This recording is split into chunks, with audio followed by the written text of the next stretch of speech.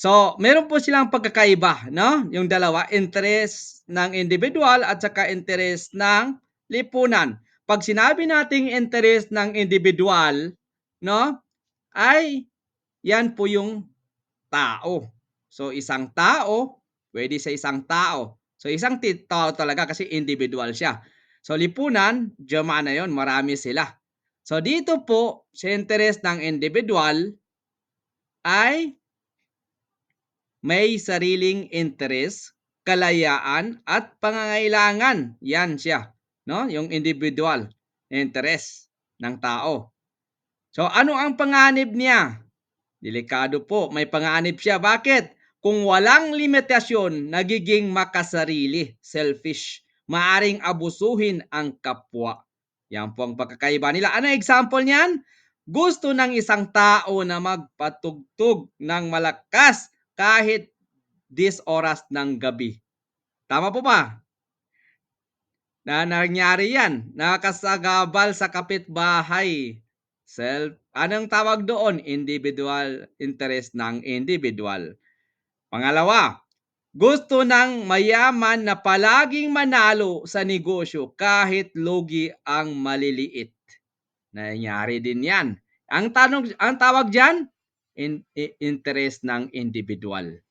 So sa lipunan tayo, punta tayo sa lipunan. Pag sinabi nating lipunan, nandyan yung komunidad. So ano ito?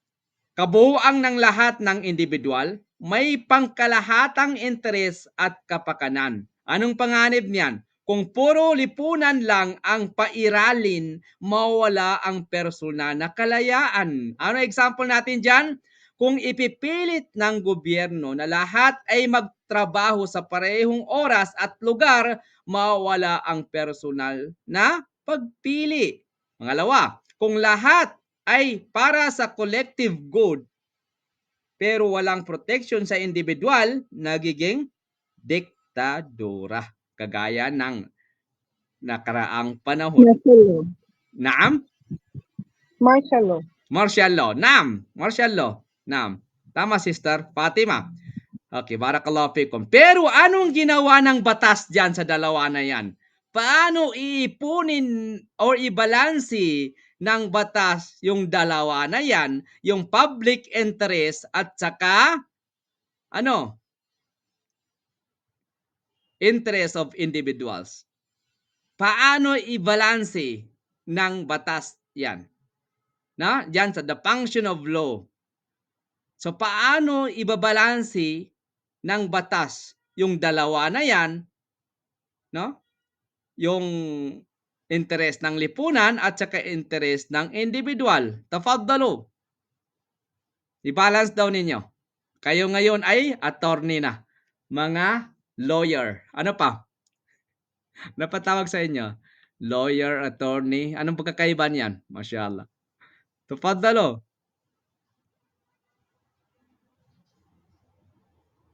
Okay, continue tayo. I-balance natin. Tafaddal brother Abdullah.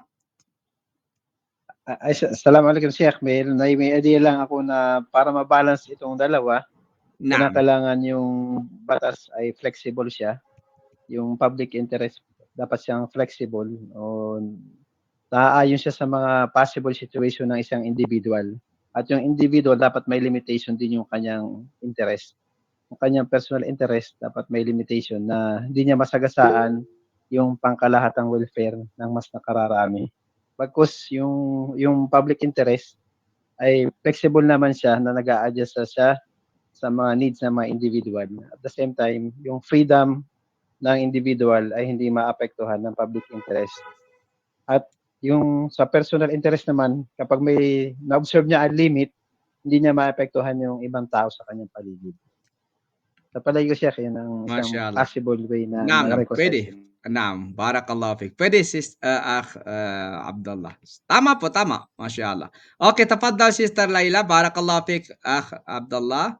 Private interest and public interest. Tafaddalu. Yeah. Sa akin naman po, Doc, bago natin kumbaga ipanukala no, both side of the law, may it be private, no, tsaka public interest man, dapat, kung baga sa akin lang to, dumaan siya sa tamang proseso, dumaan siya sa tamang pag-aaral, at tulad nga na nabanggit ni brother na dapat tingnan din natin kung ano yung pwedeng mga consequences and the effect of the changes and the law na pwedeng mangyari. Kasi ang tao kasi may iba-ibang gusto eh. Let's say for example, kumbaga, let's say for example, ang isang tao na galing sa certain na bansa or lugar and status sa buhay ay iba din yung interest nila pagdating din sa kumbaga paningin or pagtanaw nila sa iba-iba't aspeto ng ng komunidad. So hindi kumbaga before natin i-implement ang isang kumbaga batas, dapat tingnan din on both side if nakakatulong ba siya or lalo siyang makakalala. Kasi minsan, let's say for example lang siguro katulad ng mga ginagawa dito sa Pilipinas na tuwing eleksyon. Merong mga ayuda, merong mga ang daming tawag nito kunwari anti-poor program na ginagawa yung government. But on the other hand din, nangyayari is nagkakaroon ng siguro yun, matatawag natin yung mga ayuda and program public interest, no? Pero behind that, merong private interest na nangyayari si sino mang nakaupo sa posisyon dahil pwede siyang maging, kumbaga, ugat or like reason na pwedeng mangyari sa korupsyon, just like what our country is facing right now, no? San-san lalagay yung mga budget kasi nung eleksyon na naalala ko ang bongga-bongga ng tawag nito sweldo ng campaign. No offense to sino may mga tawag nito siguro mga mga officials, no, pero ang bongga ng mga sweldo ng campaign manager, ng mga ayuda ni purok leader, ni sino pa dyan. But on the other hand, sino nagsasuffer in the future? So yan po yung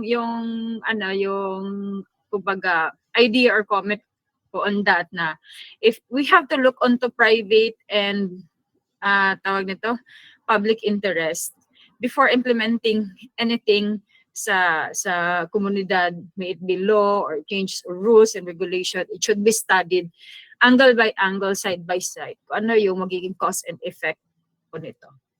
Kasi kung titingnan natin ang law and the rules and regulation or any kind of policy, madali lang naman yan eh. Tulad nung nasabi natin, nung nabanggit natin from the previous na lesson natin, just like the Sharia and the Quran is very, kumbaga, understandable, black and white siya, napakalinaw. Yung tao lang yung minsan ang hindi malinaw kasi iba-iba yung isip, iba-iba yung karakter, iba-iba yung mga ginagawa or galaw. Yan po. So, syukran.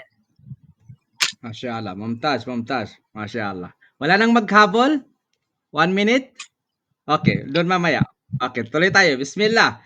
So, yun po yung mga paano natin i-balance yung dalawa, yung public interest or private interest or interest ng individual or interest ng lipunan. So, sa batas po, no, ang tagapagitan sa pagitan ng individual at lipunan. Yan ang tungkulin ng batas. Yan ang wadifatul kanun, the function of law. Tungkulin niya na protektahan ang karapatan ng bawat tao, individual, no? The protection of individual freedoms, rights, ila akhirih, no? Siguraduhin ang kaayusan at kapakanan ng lahat. Sa lipunan naman, tingnan nyo ang batas, protektahan ang karapatan ng bawat tao, individual. Sa lipunan na naman, siguraduhin ang kaayusan at kapakanan ng lahat. No? Sa lipunan. So, magbalanse ng interest, walang labis, walang kulang, according to the law, no? Karapatan ng individual, may karapatan kang mag-may-ari ng lupa. Kung meron kayong lupa, for example, sa individual, yung isang tao may lupa. kapakanan ng lipunan. Pero kung kailangan ang lupa para sa kalsada o ospital, maaari kunin ng gobyerno kapalit ng bayad. Depende yon, no? Sa batas, ang nagtatakda ng proseso para sa maging patas ang dalawang panig, yung public interest and private interest or interest ng individual or interest ng lipunan. In short po, ang individual ay nangangailangan ng kalayaan at proteksyon. Ang lipunan ay nangangailangan ng kaayusan at pangkalahatang kapakanan. Ang batas ang nagbabalangkas at nagbabalansi sa dalawa para mapanatili ang katarungan, kaayusan at pag-unlad. Yan po ang Wadhifatul Kanun fil Arabic or the function of law sa English. Barakallahu bikum. Okay, paano pinabalansin ng batas ang dalawa? Yun nabanggit natin kanina.